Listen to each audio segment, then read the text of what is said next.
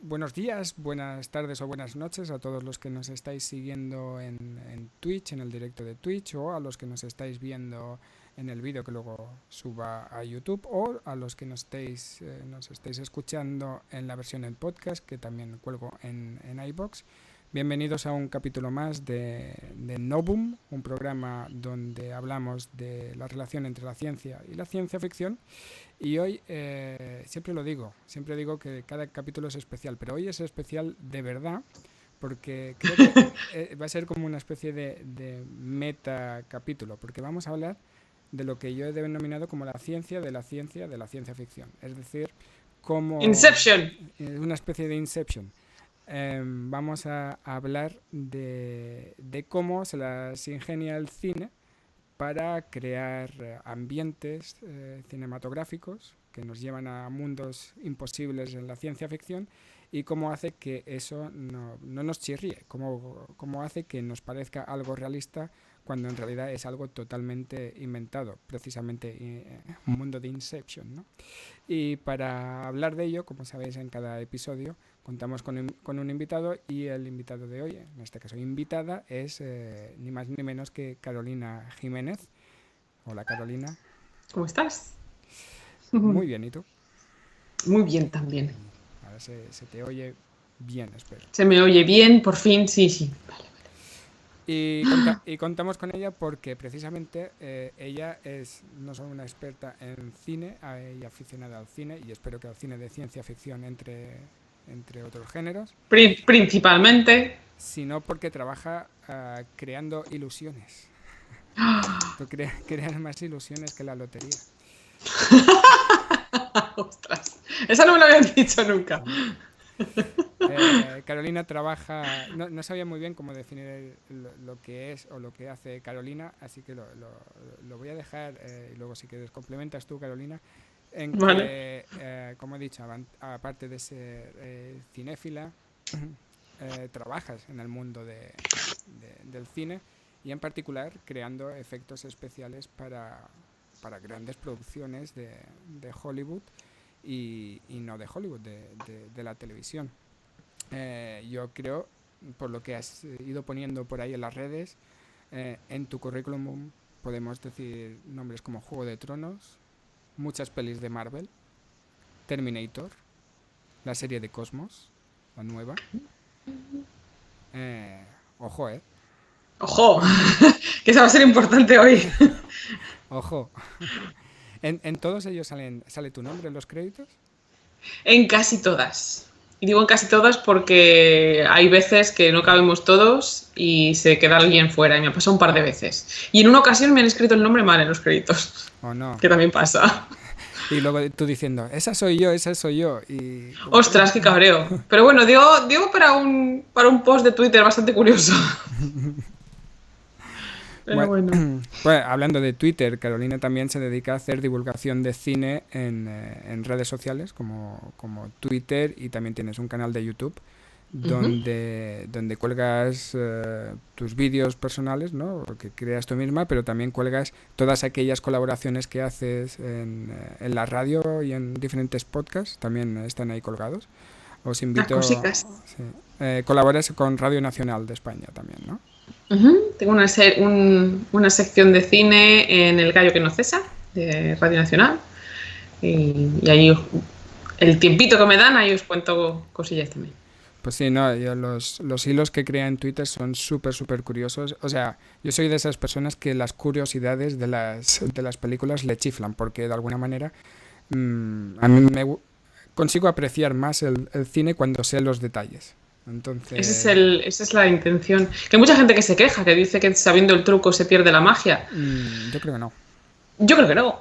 Yo creo que se aprecia más también. Yo creo que cuando en un DVD, cuando te compras el DVD y vienen los extras del cómo se hizo, es como, a veces el cómo se hizo está mejor los que documentales, la película. Claro, los documentales, y nos cuentan claro, obviamente hay que verlos después de haber visto la película, que no se spoilee nada, pero saber cómo se crean esos mundos, a mí es lo que me ha llamado siempre mucho la atención, por culpa de ese tipo de documentales y por querer saber de esas cosas. Me dedico a lo que me dedico, y obviamente hay mucha gente que les gustan porque tienen su éxito, ese tipo de documentales y los hilos y tal. Yo recuerdo cuando era pequeño, tenía en un VHS grabada la peli de Jurassic Park. La tenía grabada de cuando la emitieron en TV3, en la televisión catalana. Y lo mejor de todo es que emitieron película y justo después el documental. O sea, el cómo se hizo. Pues eso era raro, ¿eh? Pues TV3 lo hizo. Eso era raro. Y en un mismo VHS tenía película y el cómo se hizo. Y, y era como el VHS por excelencia y encima Premium. sí, sí, sí. Claro, porque en aquella época era muy raro, era una época en la que los documentales no había YouTube, no había nada de esto y no sabíamos cómo se hacían las películas, salvo que te compraras el documental en sí, porque tampoco había DVDs tampoco que vinieran con extras, así que era una época en la que el cine sí que era misterio, totalmente misterio. Y encima... O sea que eres un afortunado tú, que te enteraste de esas cosas mucho antes que el resto y probablemente las viste 1000 veces. Muchas veces. No sé si vi tantas veces el documental como la película, ya te digo, y me flipaba porque además el caso concreto de Jurassic Park es como fue como un cambio de paradigma, ¿no? Es un hito en los efectos visuales digitales, desde luego. Sí, sí. Y a mí sinceramente me flipaba y me sigue flipando ver cómo se hizo de las películas, es una de las cosas que realmente aprecio, porque me llevan un poquito más allá de la película. Pero vamos a hablar en concreto de los efectos especiales. Como decía al principio, bueno, podemos decir que los efectos especiales son casi tan antiguos como el cine en sí mismo, ¿no, Carolina? O sea, empezaron ya muy prontito. Sí, sí. El cine es un efecto especial, si lo piensas. El cine es o sea, poniéndonos así un poco místicos, el cine es tratar de hacer pasar por real lo que no lo es, y en el fondo es un truco visual, y desde los mismos principios. Sobre las primeras películas documentales, las primeras filmaciones que hicieron los hermanos Lumière con sus primeros cinematógrafos se consideran documentales porque no eran más que sacar la cámara a la calle y filmar la vida como sucedía, ¿no? Como los trabajadores saliendo de la fábrica o el famoso tren entrando en la estación. O sea, las primeras películas rodadas eran documentales porque no tenían intención narrativa ni nada por el estilo. Pero al poquito tiempo se empezaron a hacer, obviamente surgieron los creativos, ¿no? Los cineastas que empezaron a contar historias, y enseguida se entendió que con ciertos trucajes las cosas, pues eso, podían parecer lo que no eran para sorprender al espectador. O sea que claro, la primera película de Georges Méliès yo creo que surgió 2 años después del invento del cinematógrafo, y Georges Méliès era un mago. Georges Méliès era un prestidigitador que iba de escenario en escenario haciendo magia, y cuando descubrió lo que era el cine, pues claro, dijo magia, y magia es. Claro, algo tan simple que supongo que esto es de las primeras cosas que descubrieron, como hacer un montaje y cortar 2 planos diferentes y engancharlos. Eso tardó. El montaje es más antiguo que algunos de los efectos especiales del momento. Es decir, cuando al principio el cine era colocar una cámara delante de un escenario y que sucedieran cosas en el escenario, revelar la película y proyectarla. Es decir, funcionaba casi más como un teatro, como un teatrillo, que como película, como cine en sí. No se inventó el primer plano o los planos contrapicados o que la cámara se moviera. No se sacó la cámara de su trípode, de su pedestal, hasta pasado bastante tiempo. Cuando se descubrió que la cámara se podía poner sobre ruedas y que se podían hacer los cortes para hacer contraposición de planos, eso todavía tardó. Los efectos especiales son incluso anteriores a esos. Cuando Georges Méliès se puso a rodar en la calle, y cuenta la leyenda que estaba rodando en la calle yendo a pasar los carruajes y que se le atascó la manivela, ya sabes que iba con manivela, y cuando reveló, se atascó la manivela durante unos segundos y luego siguió filmando, y cuando reveló esa película, un carruaje que pasaba por delante de repente desapareció porque dejó de rodar durante los segundos en los que el carruaje salía de pantalla, y es cuando se dio cuenta que podía hacer cosas desaparecer en pantalla simplemente dejando de rodar y volviendo a rodar después. Y ahí fue cuando empezó a investigar en trucos, con mates, con dobles exposiciones, y empezó a investigar pues como suceden las cosas muchas veces en ciencia, por casualidad.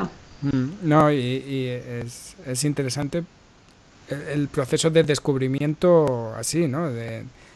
por chiripa, ostras, es como, wow, mira. Claro. Dice la leyenda que fue así. Sí, sí. Y bueno, pues eso, ¿no? Los efectos especiales pues sirven desde los más básicos hasta los más avanzados, los digitales más complejos, pues sirven para crear ilusión, ¿no? Una ilusión de, ya sea de una narración o de que algo que realmente no existe o nunca hemos visto, pues hacérnoslo ver como real, ¿no? Es decir, yo qué sé, cuando vemos uno de los villanos de Marvel, pues sabemos que no es real, pero de alguna manera hay que crearlos de tal manera que se muevan siguiendo una cierta armonía para que no parezca algo demasiado raro. Para que podamos suspender la incredulidad y hacer como que nos creemos lo que nos están contando durante un par de horas para poder disfrutar de la historia, claro. Ese es uno de los trucos. Y si lo que está delante de la pantalla nos resulta realista, hasta cierto punto, pues nos saca de la historia y dejamos de disfrutar. Así que hasta cierto punto siempre, pues hay que procurar ser eso, creíble, más que realista, creíble, hasta un nivel mínimo. No, pues eso, es como hacer creíble lo increíble. Eso es. Y tú que trabajas principalmente, ¿no? con efectos visuales digitales, ¿no? Exclusivamente. Lo mío es tras un ordenador. ¿Qué herramientas tiene una persona como tú? Supongo que tiene un ordenador, un software muy potente con una tarjeta gráfica increíblemente potente, pero ¿cómo se hace?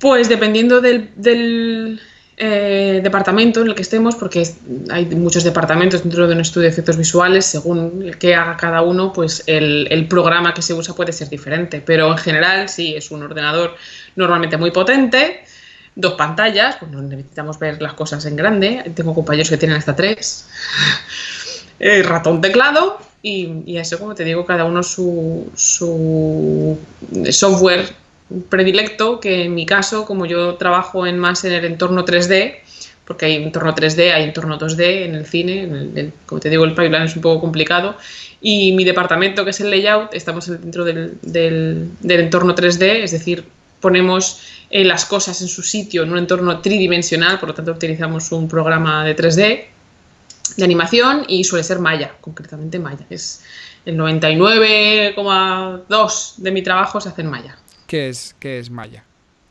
Maya es un programa de 3D, de animación y de 3D. Es decir, tenemos un entorno tridimensional en el que colocamos las cosas y también es el mismo entorno en el que trabajan los modeladores, por ejemplo, que generan modelos en 3D digitalmente de lo que necesitemos, ya sean objetos o ya sean personajes.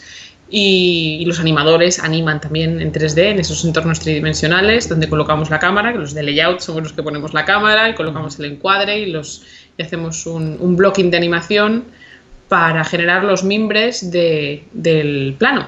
Somos los que vamos a crear la estructura básica del plano y cómo va a funcionar la cámara narrativamente. Es decir, movemos la cámara, colocamos la cámara en su lugar, seleccionamos el tipo de lente que va a ser necesaria y ese tipo de cosas.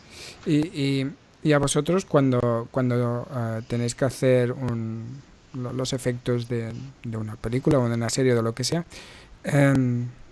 ¿qué os llega? La película con su croma verde tal cual y os dicen aquí tenéis que meter esto. Básicamente. Obviamente todo esto viene planificado desde antes del rodaje, o debe, no siempre, pero debería venir todo preplanificado desde la preproducción. Durante el rodaje se decide obviamente que va a ser real y que va a ser digital. Se rueda todo pensando en que después digitalmente se pueda eliminar lo que no sirve, normalmente los fondos croma, los fondos verde o azul croma, y pensando en después cómo va a haber que digitalizar la cámara que viene de rodaje, limpiar los plate. El plate es la imagen rodada en sí, o sea, limpiar el plate es quitar los fondos croma y quitar lo que no haga falta, para después digitalmente añadir lo que falta. Así que lo único que nos llega de rodaje efectivamente es el plate. En ocasiones también nos llegan escáneres digitales de los sets de rodaje, que eso es importante porque nos viene una especie de traducción tridimensional de cómo funcionaron las cosas durante el rodaje, en el set de rodaje, y eso es muy útil cuando necesitas saber a qué tamaños y distancias están las cosas tridimensionalmente hablando delante de la cámara. Cuando llega, digamos, la película, muchas veces no tienes esa sensación de profundidad suficiente, ¿no? Para, o sea, te falta saber un poco más cómo está la distribución, ¿no? Exacto, porque a nosotros nos llega, el plate es un producto plano, es un producto bidimensional. Entonces nosotros necesitamos saber, conocer tridimensionalmente cómo va a funcionar el plano y cómo funcionó el set durante los rodajes para poder trabajar tridimensionalmente y después hacer un render que de nuevo vuelve a ser bidimensional, puesto que el producto final, la película, es un producto bidimensional, que es lo que vamos a proyectar en pantalla. Pero claro, para poder traducir lo que está rodado a una tridimensionalidad, pues por eso se colocan, por ejemplo, como habéis visto en muchos sets de rodaje, las marcas de tracking, que son esas cruces naranjas que veis en las pantallas, en los ciclogramas croma, o incluso en los sets. Muchas veces un set normal de rodaje tiene, en los edificios o en puntos muy concretos, tiene esas marcas que son con esas cruces naranjas. Eso es fundamental porque gracias a esas cruces naranjas, que no son más que unos puntos de alto contraste que nos van a permitir tridimensionalmente leer, traquear el movimiento de la cámara para poder aplicarlo después a nuestro entorno tridimensional, es fundamental que estén bien puestas esas marcas de tracking para que nuestro trabajo sea posible. Claro, y por eso tener un LiDAR, que es como llamamos el escáner de barrido, que hacemos un escáner tridimensional de los sets de rodaje, también son tremendamente útiles, porque nos viene ya pues eso, escaneado tridimensionalmente el entorno en el que se rodó. Y que así en general, ¿qué es lo que crees tú que es más complicado de crear en efectos especiales y que realmente parezca realista? Desde hace tiempo, claro, las últimas décadas, lo más complejo siempre ha sido aquello que fuera orgánico, porque lo inorgánico es mucho más sencillo de generar, porque aquello que tiene una forma sólida, fija, y que no hacer movimientos extraños y que sobre todo no necesita una animación especial, es bastante más fácil de conseguir. Pero cuando nos metemos en animales o en telas y cómo se comporta la tela o el pelo, cómo se comporta el pelo en 3D, y ya en las últimas épocas, que todo eso está bastante más conseguido actualmente, pero cuando nos metemos a generar personajes humanos o humanoides, ya con gesto, que tienen que gesticular, tienen que hablar y que tienen ojos, que necesitan expresar cosas que los seres humanos, con los que los seres humanos conectamos muy bien. Estamos muy bien diseñados por la evolución para leer caras, leer ojos y para detectar qué es real y qué no es real, porque de ello depende nuestro día a día, ¿no? Sí, sí. También.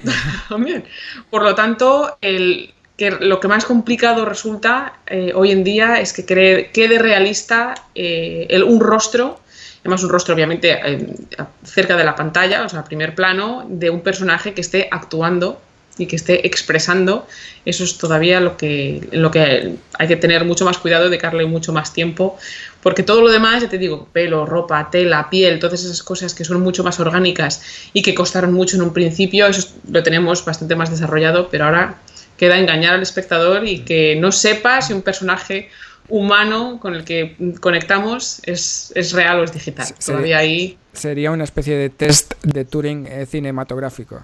No, totalmente, porque ni cinematográfico ni no. Realmente es un test de Turing visual, obviamente, pero hay que pasarlo también y todavía no lo hemos pasado, yo creo. Claro, yo entiendo, y aquí metiéndonos un poco en el núcleo de la cuestión que quiero discutir, claro, para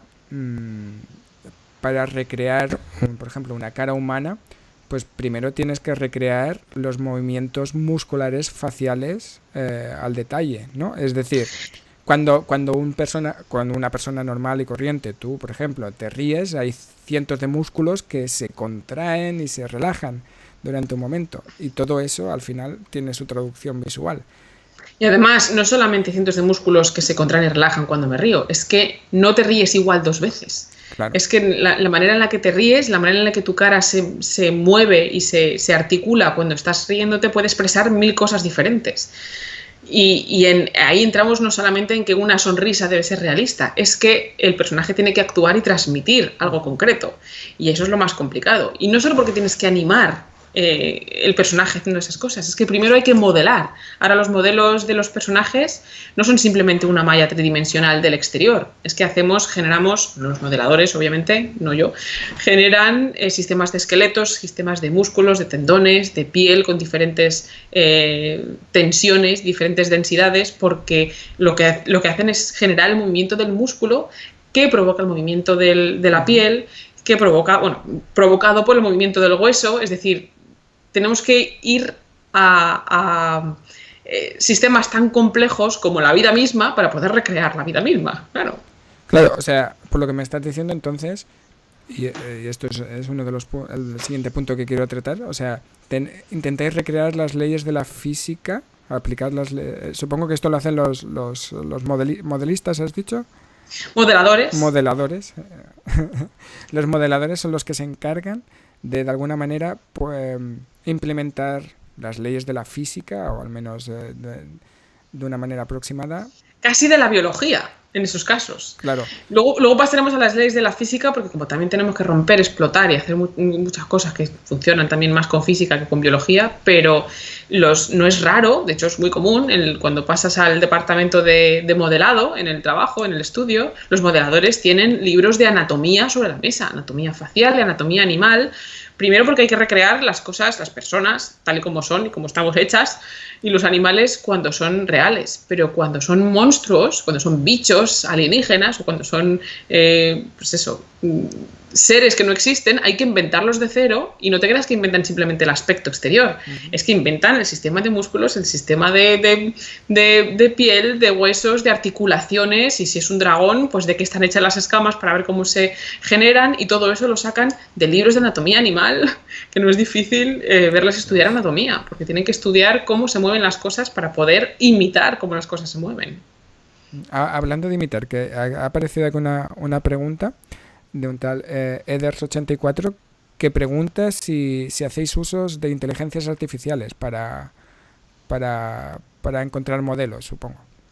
Se están empezando a hacer, se llevan haciendo ya algún tiempo desde la era del Señor de los Anillos, que se empleó por primera vez la inteligencia artificial para el comportamiento de personajes, de masas grandes de personajes cuando interactúan entre sí. Cuando se llaman agentes, cuando los agentes tienen que interactuar entre sí. Se utilizaban pues para las batallas, por ejemplo, porque imagínate una batalla, cuando estamos hablando de las batallas del Señor de los Anillos, que hay cientos de personajes, cientos de agentes, no vas a tener animadores que... Si toca, pues toca, pero en su momento se trataba de tratar de evitar que los animadores tuvieran que animar esos agentes, esos personajes uno a uno, teniendo cientos, que es una locura.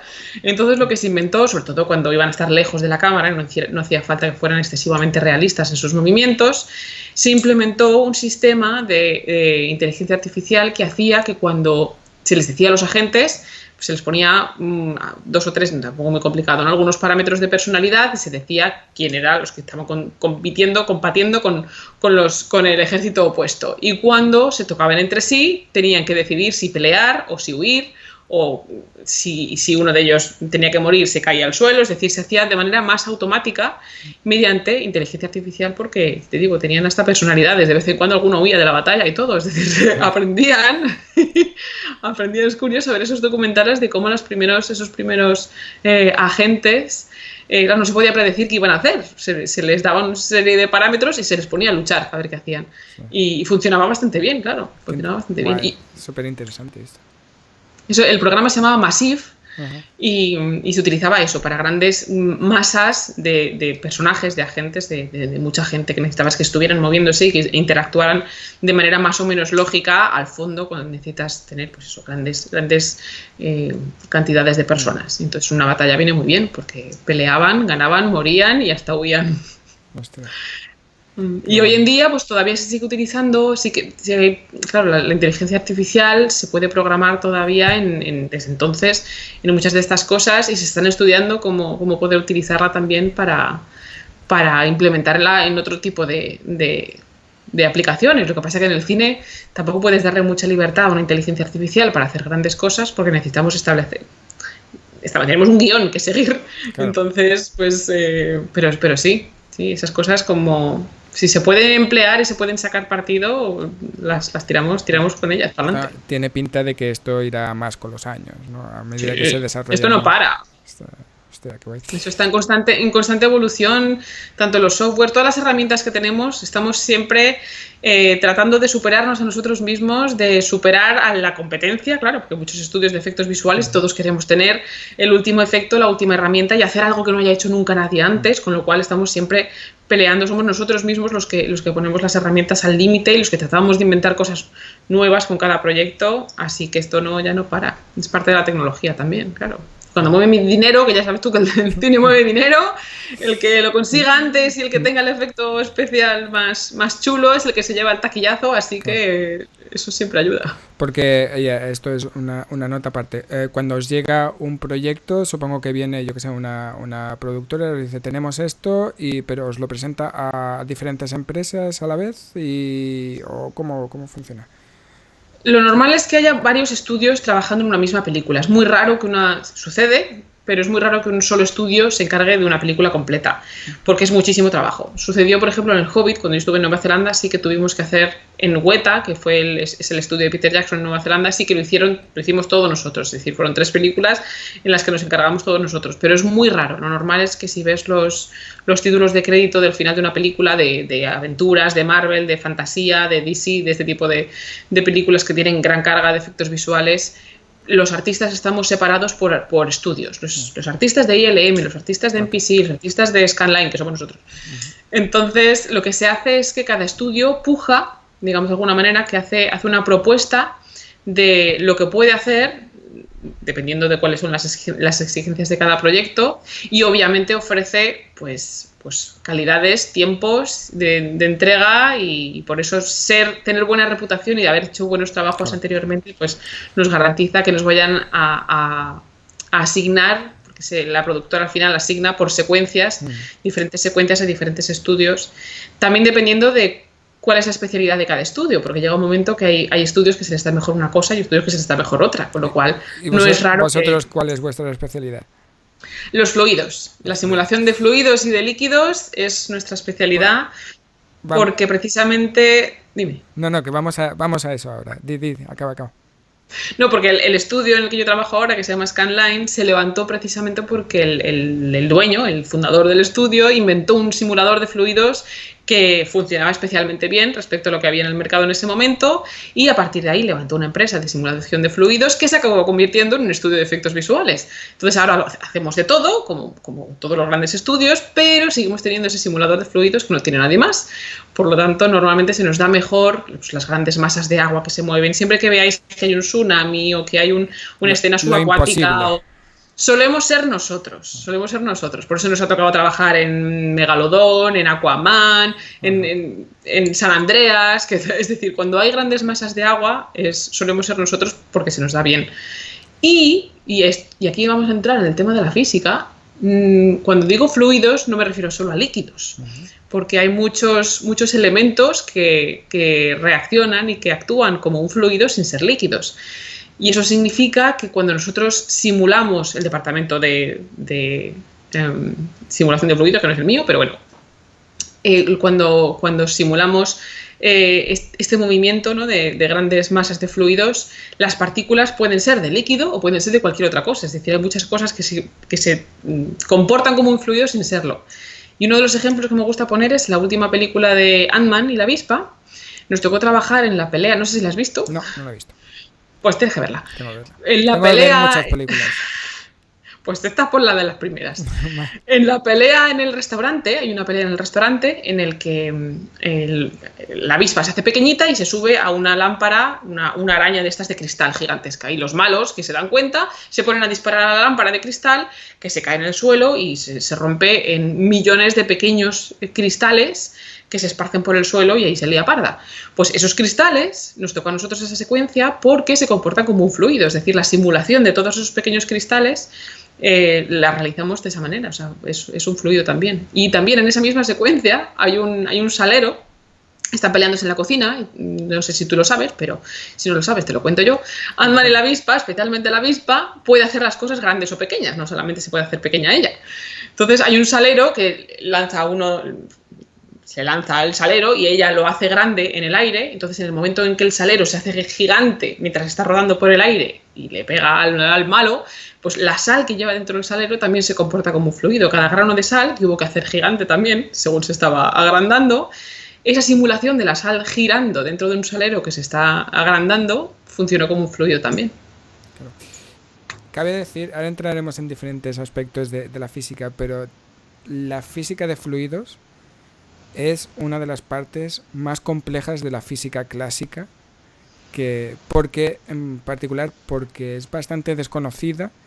Bueno, si os digo en este estudio os hablo de turbulencias en fluidos, yo no sé cómo podéis simular, o sea, seguramente estaréis simulando una turbulencia en un fluido, pero no será del todo físicamente correcta, porque eso no se sabe ni desde el punto de vista físico, cómo se acaba produciendo y cuál es el comportamiento real de una turbulencia. Cuando el fluido es laminar, es lo que es, entre comillas, fácil de emular, pero claro, a nosotros no nos importa tanto que sea físicamente correcto como que sea visualmente creíble. Entonces es un concepto paralelo, pero mucho más laxo, lógicamente.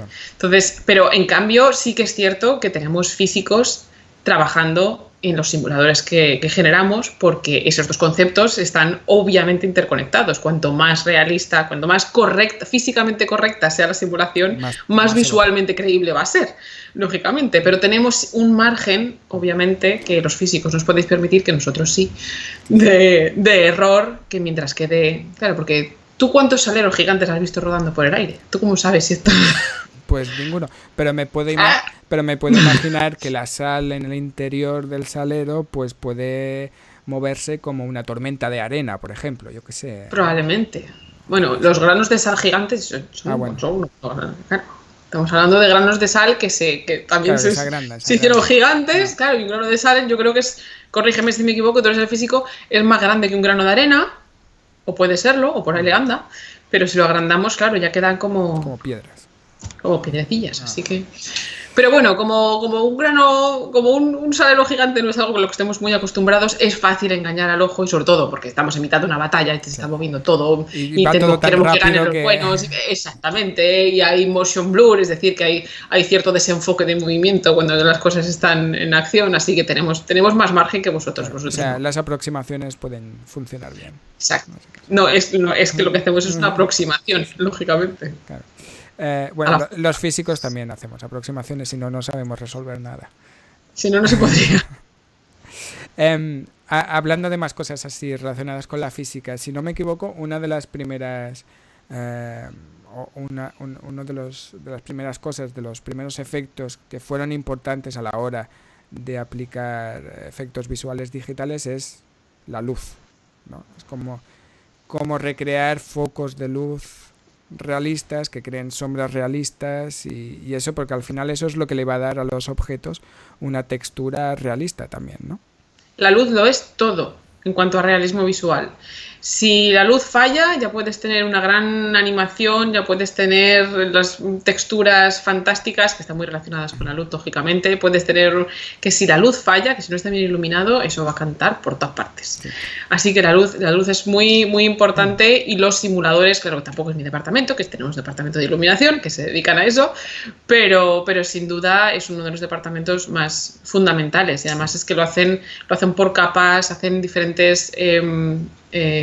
focos de luz, fuentes de luz de diferentes tipos que además se afectan entre ellos. La luz tiene pues montones de características en el mundo 3D, te digo, no en el mundo de la física. En el mundo 3D pues tiene la refracción, tiene pues, los materiales, dependen de los materiales que tienen que tener propiedades reflexivas tienen que tener transparencias, tienen que tener brillo, tienen que tener relieve, todo eso es fundamental. La luz y los materiales van muy de la mano, lógicamente, porque tienen que interactuar uno con el otro, pero forma parte del realismo de la escena y puede sin duda ser la diferencia entre que algo parezca fotorrealista o que no lo sea. Fotorrealista, Literalmente, claro. Bueno, seguramente muchos conocerán ejemplos donde el tratamiento de la luz no es correcto y se nota que la película pues no queda del todo realista. No hay más. Dime.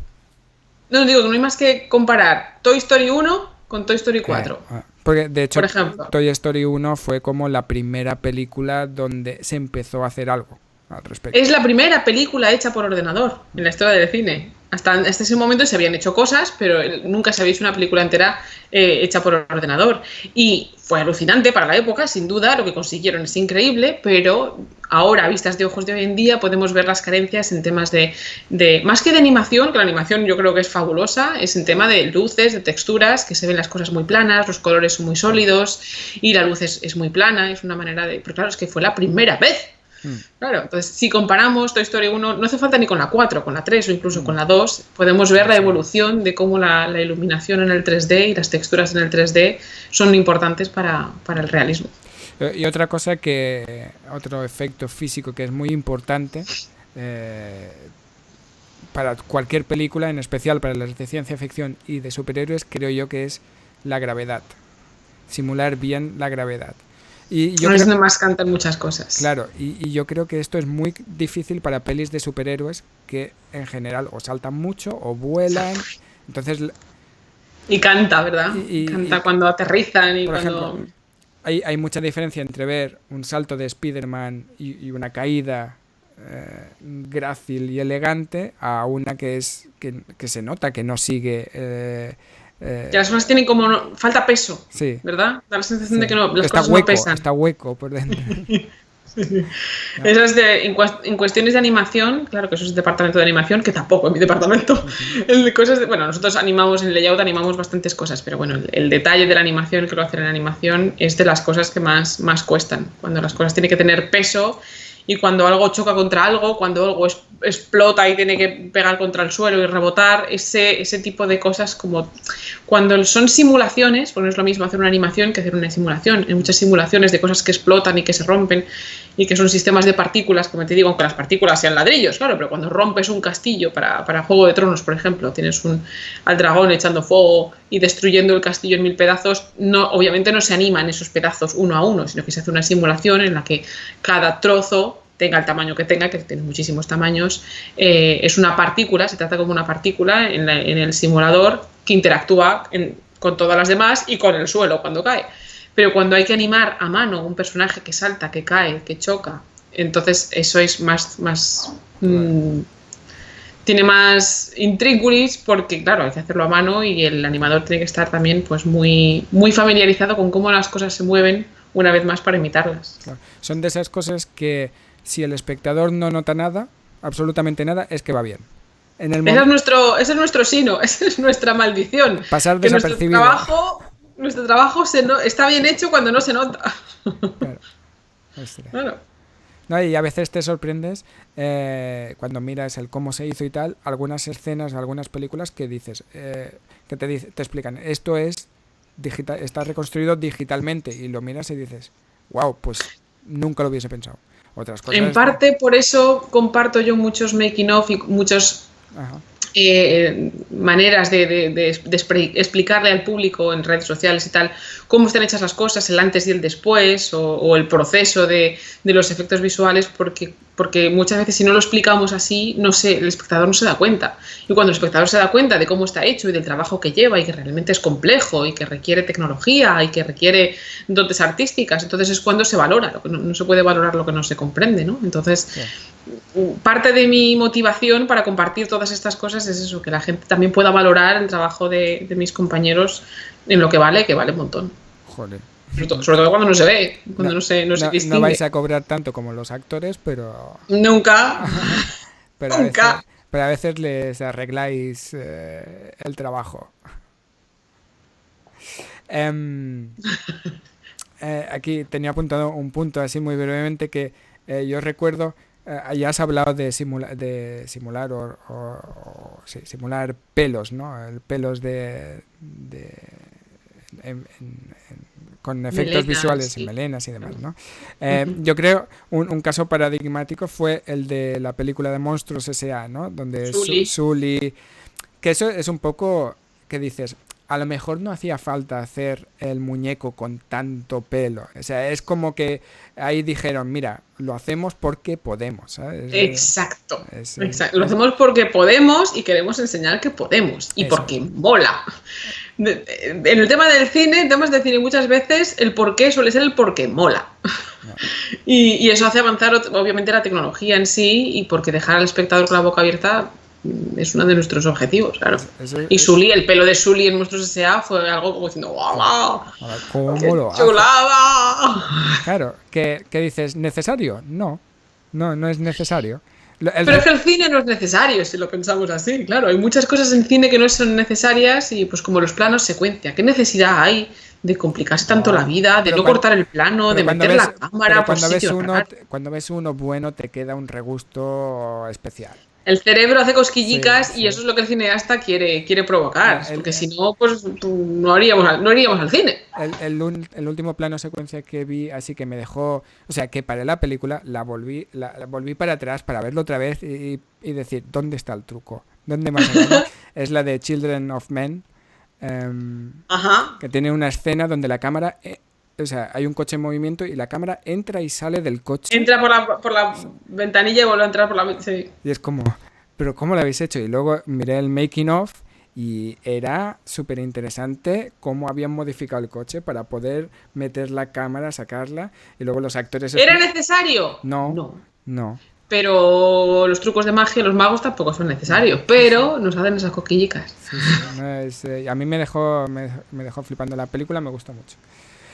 Venga, va, continuemos. Centrándonos, porque esto es al final un programa que va de ciencia ficción, de hablar de ciencia ficción. ¿Qué importancia crees tú que tienen los efectos especiales en el género de la ciencia ficción? Porque hay películas que básicamente basan toda la película en los efectos especiales y otras que, yo que sé, por ejemplo, la película Moon es de muy bajo presupuesto y ahí no hay muchos efectos especiales, ¿no? Claro, hay efectos especiales, o sea, hay ciencia ficción y ciencia ficción, pero en general la ciencia ficción muestra cosas que no existen y tenemos que mostrarlas, por lo tanto, que es algo que no pasa en la comedia romántica o que no pasa en el género documental. La ciencia ficción, más que ningún otro género, muestra cosas que no existen aún y que no sabemos si van a llegar a existir, y por lo tanto los efectos especiales y visuales pues tienen más peso, como es lógico, porque tenemos que crear cosas que no existen y que parezcan realistas. Y eso, por lo tanto, en otros géneros, en el western no sucede y en la comedia tampoco, no tanto, por lo menos como en la ciencia ficción, más que nada, o la fantasía. Son los dos géneros que más tiran de efectos visuales y de efectos especiales. Pero de alguna manera también, como decía, ¿no? de ciencia ficción, o como decías tú, ¿no? De ciencia ficción hay tipos y tipos o películas y películas, ¿no? Hay desde los efectos quizá más clásicos, como sería 2001 Odisea del espacio, porque no había más recursos y es lo que había, hasta Interstellar y simular un agujero negro con todas las ecuaciones detalladas detrás, ¿no? de la relatividad general. En ambos casos hay un reto detrás que hay que conseguir, y Moon, por cierto, qué buena que es. Quien no la haya visto, que la vea. Muy recomendable Moon. Y es de agradecer encontrar películas de ciencia ficción donde realmente te transportan a otro ambiente sin la necesidad de gastarse mucho dinero. Y es muy interesante. Es importante que haya un poco de todo, efectivamente. Sí. Pero tiene que haber también del otro, que si no, no tenemos trabajo. No, está claro. O sea, hay que saber valorar... A lo grande y a lo pequeño. Claro, porque lo importante es la historia muchas veces, más que el entorno visual en el que se desarrolla, lo importante es la historia. Claro. Y si la historia es tan contenida y no requiere, pues como Moon, pues bienvenida sea. Pues es una gran sorpresa. Me pasa que con el tiempo, y de hecho el primer episodio que hicimos de este canal iba sobre Interstellar, y comentaba con José Luis Crespo que a medida que pasa el tiempo cada vez me gusta menos Interstellar, porque yo creo que me dejó flipando visualmente. Dije, wow, ¿cómo han hecho esto visualmente tan atractivo y tan acertado, tan riguroso? Y luego, a medida que va pasando el tiempo, es la historia lo que me va diciendo, es que la historia es muy facilona. Es que tampoco es que no puedo estar más de acuerdo contigo. Es que yo soy de esas personas que Interstellar obviamente tiene muchísimos valores, pero tienes toda la razón, que lo visual se desvanece mucho antes y lo que queda es la historia. La historia, lo importante en el cine siempre es la historia. Tienen que estar los efectos a servicio de la historia y no al revés. Cuando Christopher Nolan también es experto en crear historias que son complejas, por así decirlo. Interstellar quizá es de las historias más sencillas que haya creado, ¿no? Probablemente. Pero supongo que a lo mejor pensaron, bastante lío tenemos con meter todo el tema de la dilatación temporal y tal, que si además metemos una historia complicada, no sé. No lo sé. Eso habría que preguntárselo a él, lógicamente, pero yo creo que se podría hacer todo, o eso es lo ideal. No sé si es posible o si... No lo sé. Dos últimas preguntas. Dime.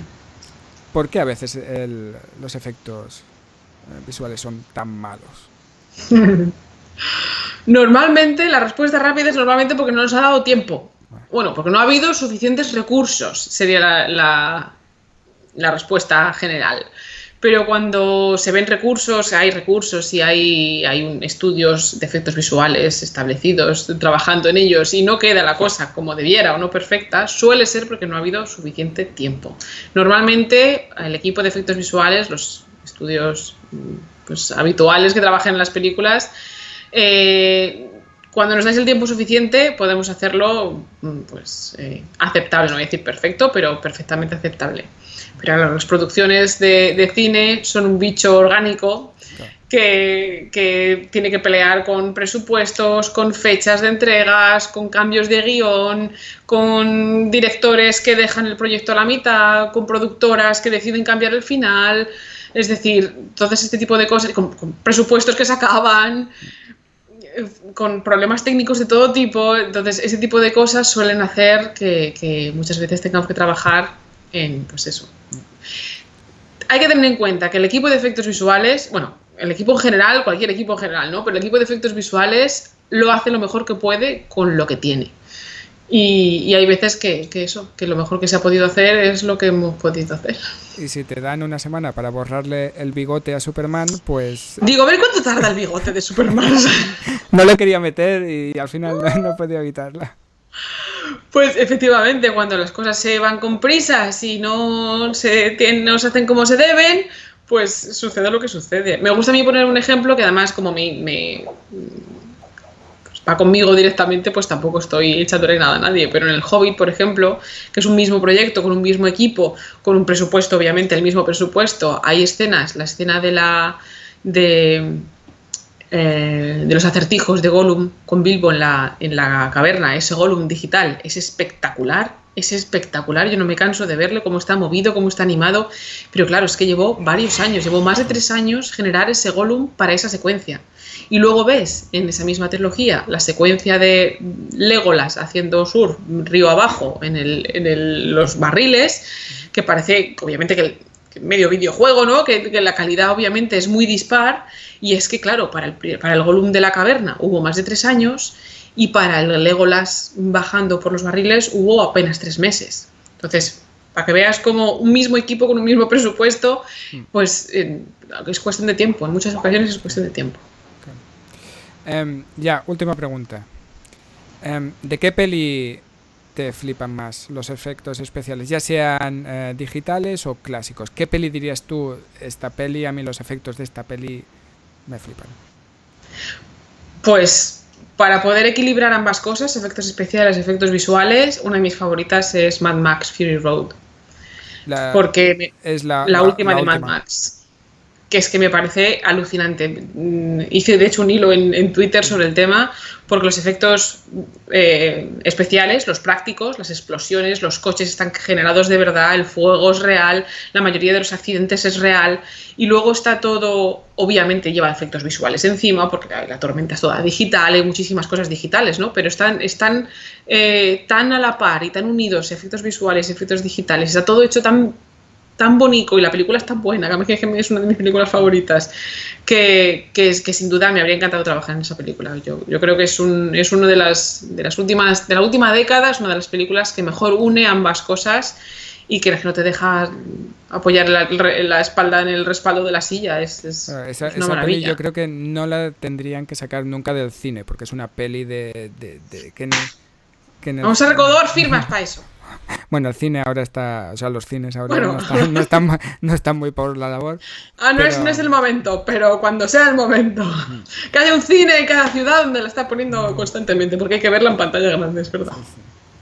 Yo no la vi, yo la vi en la tele y es como, wow, es que es una obra de arte visual. Pues busca los documentales, si no los has visto, busca los documentales de cómo se hizo, porque merece la pena para ver. Vi algo en particular de las explosiones y demás, y yo me quedé flipando. Es como, ¿y ya os dejan hacer eso? Vale que es en medio del desierto, pero es como los permisos para hacer esas cosas. Y las pértigas, los atletas sobre las pértigas, todo eso es real. Están subiendo y bajando de pértigas en movimiento, en coches en movimiento, en mitad de un desierto, tirándose cosas unos a otros. Es deliciosa. En algún momento me pareció como el Circo del Sol, pero en movimiento, ¿no? El Circo del Sol. Son artistas del Circo del Sol. Es que son ellos mismos que entrenaron durante meses para esa secuencia. O sea, pues mira. No iba tan desencaminado, no sabía que eran artistas del Circo del Sol, pero sí que lo parece, o sea, sí que da la sensación de que es un circo en movimiento.